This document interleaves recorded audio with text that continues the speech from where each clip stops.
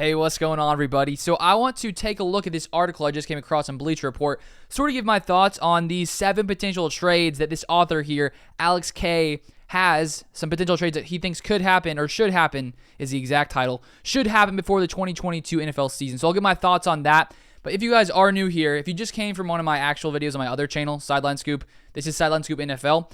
And I plan to put just other, content from around the NFL on this channel, whether it's news, things like this. So if you're into that kind of thing, feel free to subscribe, turn on those notifications as well. So let's get into this one right here. So Alex K has 7 trades that should happen. And I'm just going to give my quick thoughts on each one of these. First off, we have Jimmy Garoppolo to the Carolina Panthers.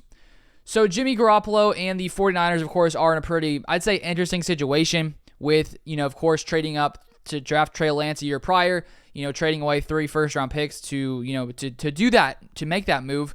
And I think when you look at that, I think Jimmy Garoppolo's time in San Francisco is coming to an end. I don't think the 49ers, make that move and then just decide to rely on Jimmy Garoppolo. So I feel like he will end up somewhere else before the season starts. And I do think the Panthers are a team that could make sense. They did, of course, just draft Matt Corral, so that sort of makes you a little bit curious. But his point here in this excerpt, he says, is basically that Jimmy Garoppolo could be that bridge quarterback, as Matt Corral, grows a little bit and learns, and he could potentially take over for Jimmy Garoppolo in a couple of years. So I feel like that could make sense.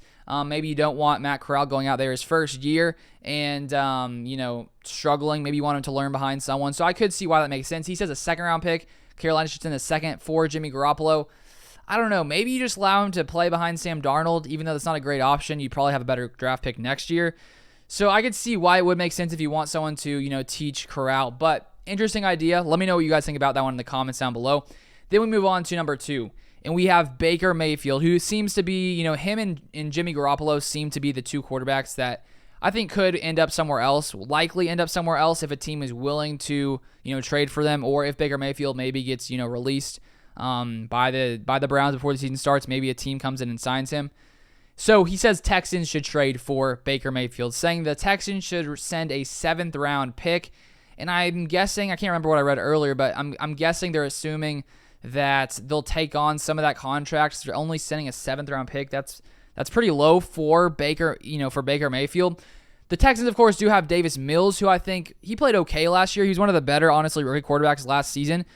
And maybe Baker would be a better option than him in the long run if you are the Texans, but I just don't know if I see the Texans making this move for Baker Mayfield. I feel like they're going to go with Davis Mills for the time being and sort of see what he has to offer, but maybe Baker does end up there. I do think a team like the Seahawks would make more sense, even though, as I touched on in yesterday's video on this channel, Pete Carroll has been praising Drew Lock. He says Smith is currently the starter, and they don't plan to add any other quarterbacks. But I feel like things could change if Baker Mayfield gets released by the Browns. I feel like Pete Carroll could come in there and be like, you know what, actually, I'm going to sign Baker Mayfield. So who knows what happens with Baker? That's another interesting quarterback scenario. Then here for the 3rd trade, we have Saquon Barkley to the Los Angeles Rams. This one I don't think makes much sense if I'm being completely honest. We have Rams receive Saquon Barkley, Giants receive Darrell Henderson Jr., and a 2023 3rd-round pick. Saquon Barkley, I think, has struggled the past couple of years, of course, dealing with his different injuries. But if you look last year, Darrell Henderson, I think, averaged 4.5 yards per carry to Saquon Barkley's 3.7 yards per carry. And then you'd also, if you're the Rams, having to be sending over a 2023 3rd-round pick as well. So I just don't think that makes sense for the Rams. You already have a guy who's been playing better than Saquon Barkley, so I don't think you're going to send away that player and then also another draft pick. So I don't think that completely makes sense. I do think Saquon Barkley could, potentially get back to his old self, to how he used to play when he used to, run a lot better in his first 2 years in the league. I think those injuries did sort of hamper him. Hopefully, he can get back to that elite level, but we will see. Sometimes running backs fall off a cliff a lot quicker, but I don't think he's at that point yet. So we'll see what Barkley can do coming into 2022. Then we have this one here, interesting idea. Deebo Samuel to the Atlanta Falcons. So the potential trade here suggested is Falcons receive Deebo Samuel, San Francisco 49ers receive 2023 first-round pick, 2023 third-round pick, and a 2024 first-round pick. So basically 2 first-round picks and a third-round pick for Deebo Samuel. So I honestly think that a trade like this would make sense to a team that's, I think, a lot closer to, being at that championship level. I think when you look at the Falcons right now, they traded away Matt Ryan. They signed Marcus Mariota. They decided to come in and draft Desmond Ridder in this draft. They drafted Kyle Pitts last year, who's a great receiving tight end. They drafted Drake London this year. So I think their offense is getting a little better. If Desmond Ridder can come in the next couple of years and become a great quarterback, I think the Falcons do have a bright future. But I think right now, considering they are sort of rebuilding and you don't exactly know, how long it's going to take for Desmond Ridder to come in and become a great quarterback, if he does, come in and beat out Marcus Mariota, which I definitely think is possible. I just think it doesn't make sense for the Falcons to trade away all this draft capital when they need to continue building this roster for the next couple of years. I think Deebo Samuel makes more sense to a team like the Packers, where you still have that small window. I think with Aaron Rodgers, depending on how long he's going to play, when is he going to decide to retire? Who exactly knows there? And I think they already have a very, very solid roster, so I think it could make more sense for a team like the Packers to trade multiple draft picks. Even though I don't think they're going to do that for Deebo Samuel, I think if they would have done it, they would have done it before the year actually, or before the draft happened.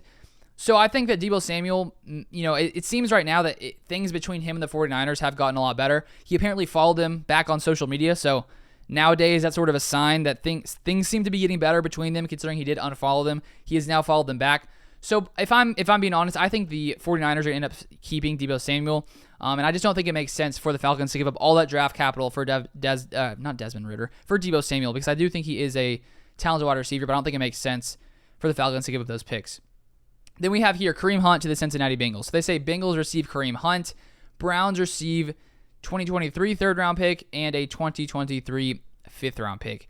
I do think, though, one of the beautiful things about this Browns team, even having Baker Mayfield these past couple seasons, has been the Browns' rushing attack, just how good they are on the ground, and that really does come down to having two elite backs in Nick Chubb and Kareem Hunt. It's sort of like how the Packers are now, having Aaron Jones and A.J. Dillon. They just have two guys who can flip in and out. You really don't drop off that much. I do think Chubb is better than Kareem Hunt, but overall, you don't have that much of a drop-off. So if you're the Browns, I don't think you come in and sign Deshaun Watson and then immediately decide to come in and get rid of one of those pieces for just a third and a fifth-round pick. I think it makes more sense for the Browns to hold on to Kareem Hunt, at this time.